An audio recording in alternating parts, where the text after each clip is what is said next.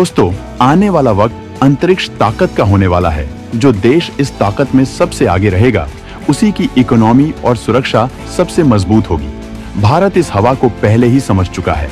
इसी वजह से वो लगातार अंतरिक्ष में अपनी ताकत बढ़ा रहा है। और आज हालत ये है कि भारत इस मामले में दुनिया की तीसरी बड़ी ताकत बन चुका है। सैटेलाइट लॉन्चिंग के कारोबार में भारत उस अमेरिका को भी टक्कर दे रहा है, जिसे दुनिया की सबसे ताकतवर अंतरिक्ष ताकत माना जाता है। नासा के अलावा इस देश में हजारों की तादाद में स्पेस कंपनियां काम कर रही हैं, लेकिन भारत की सर्विस पूरी दुनिया को आकर्षित कर रही है और भारत इस कारोबार में बेहद मजबूत होता जा रहा है। वहीं चांद को लेकर भारत बहुत बड़े मिशन पर काम कर रहा है और एक के बाद एक अंतरिक्ष यान भेजकर दुनिया को चौंका रहा है। भारत का मकसद फिलहाल चांद की जमीन पर पहले भारतीय को उतारना है।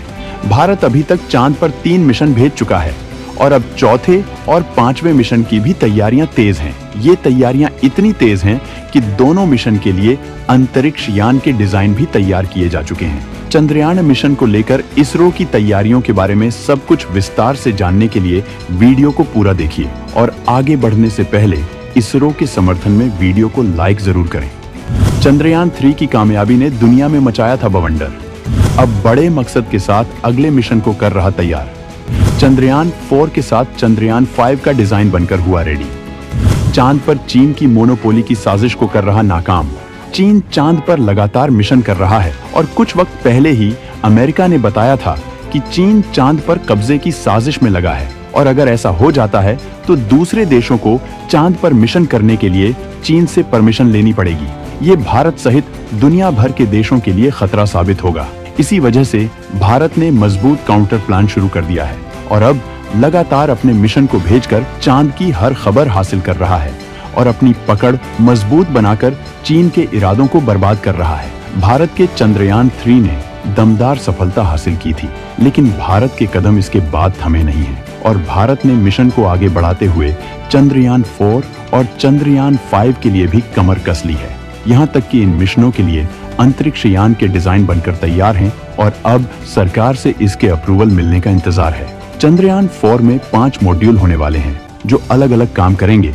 इसके बारे में हम आपको विस्तार से बताने वाले हैं, लेकिन इससे पहले हम एक ऐसी बवंडर तकनीक के बारे में बताने वाले हैं जिसका टेस्ट चंद्रयान 4 में किया जाएगा, जो गगनयान सहित अंतरिक्ष स्टेशन को लॉन्च करने में बहुत बड़ी भूमिका निभाएगी। तो दोस्तों, इसरो पहली बार ऐसा करने जा रहा है जो भारत ने पहले नहीं किया है।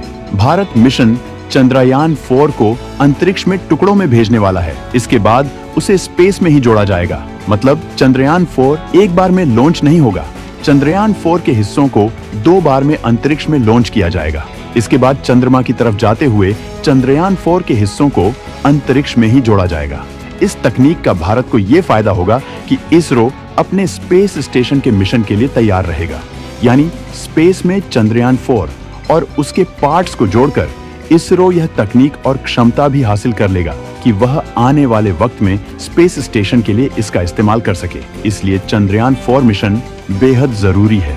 इसरो ऐसा पहली बार करने जा रहा है जिसकी सारी प्लानिंग हो चुकी है। मतलब उसे कैसे लॉन्च करेंगे, कौन सा हिस्सा कब लॉन्च होगा, इसके बाद कैसे उसे स्पेस में जोड़ा जाएगा, फिर उसे कैसे चंद्रमा पर उतारा जाएगा, कौन सा हिस्सा वहीं रहेगा, कौन सा हिस्सा सैंपल लेकर वापस भारत लौटेगा। इस मिशन की लॉन्चिंग अलग अलग हिस्सों में करने की वजह ये भी है कि हमारे पास अभी उतना ताकतवर रॉकेट नहीं है जो चंद्रयान 4 को एक बार में लॉन्च कर सके, जबकि हमारे पास डॉकिंग यानी स्पेसक्राफ्ट के हिस्सों को जोड़ने की तकनीक है।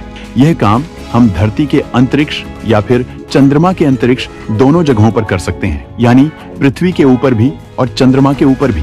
इस तकनीक को और ताकतवर बनाने के लिए इसरो इस साल के आखिरी तक स्पैडेक्स मिशन भेजेगा।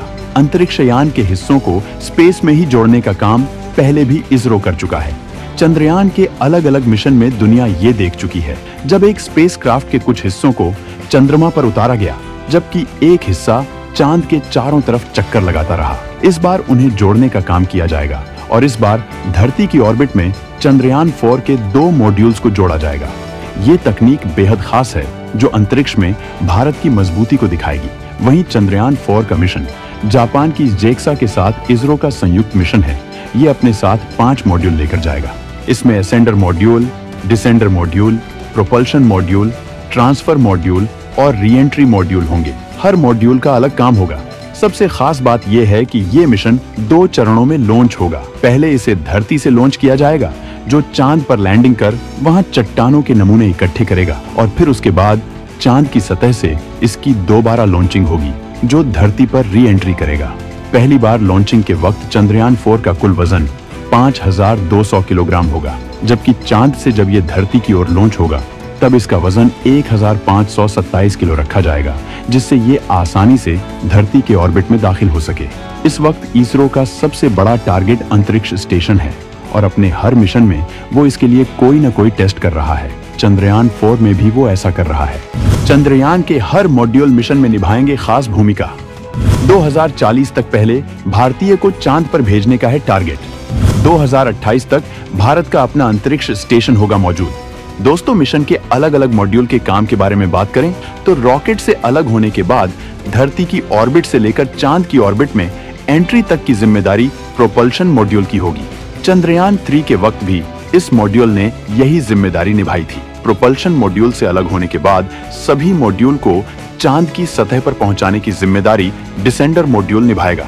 नमूने इकट्ठे करने के बाद एसेंडर मॉड्यूल चंद्रमा की सतह से उड़ान भरेगा और ट्रांसफर मॉड्यूल के साथ धरती की ऑर्बिट तक पहुंचेगा। ट्रांसफर मॉड्यूल चंद्रमा से इकट्ठे किए गए नमूने वापस धरती पर ले जाने की जिम्मेदारी निभाएगा, जबकि री एंट्री मॉड्यूल चांद से लिए गए नमूने लेकर धरती पर बिना किसी दिक्कत के लैंड करने की जिम्मेदारी पूरी करेगा।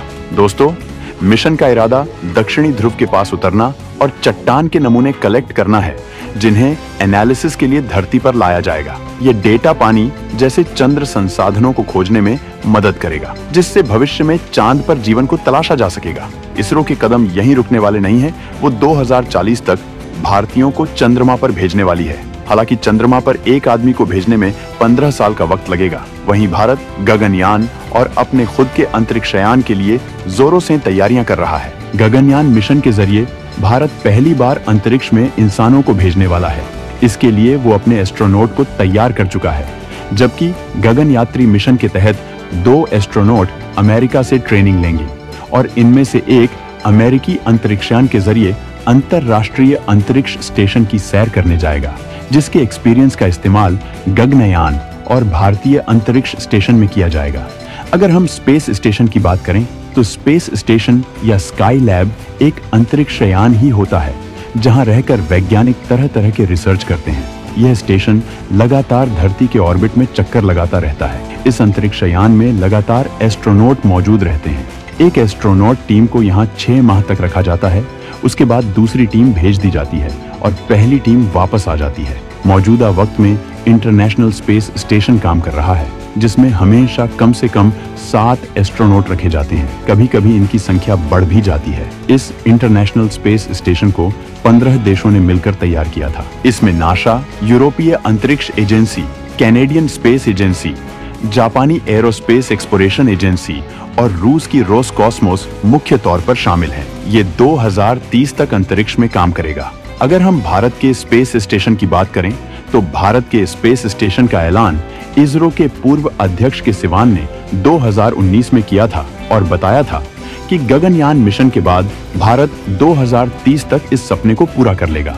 वहीं गगनयान मिशन इसका पहला चरण है, जिसमें अंतरिक्ष यात्रियों को धरती से 400 किलोमीटर दूर लोअर अर्थ ऑर्बिट में भेजा जाएगा। जहां तक गगनयान मिशन जाएगा, वहीं पर भारत ने स्पेस स्टेशन को स्टैब्लिश करने की प्लानिंग की है। स्पेस स्टेशन के जरिए धरती के तमाम रहस्यों का पता लगाया जा सकता है। संचार के लिए तमाम शोध किए जा सकते हैं। सौरमंडल सहित स्पेस के कई ऐसे राज खोले जा सकते हैं जो या तो कोई नहीं जानता है या फिर अमेरिका जैसे ताकतवर देश ही जानते हैं। तो दोस्तों, अंतरिक्ष में भारत की बढ़ती धमक के बारे में आप क्या सोचते हैं? कमेंट करके जरूर बताएं।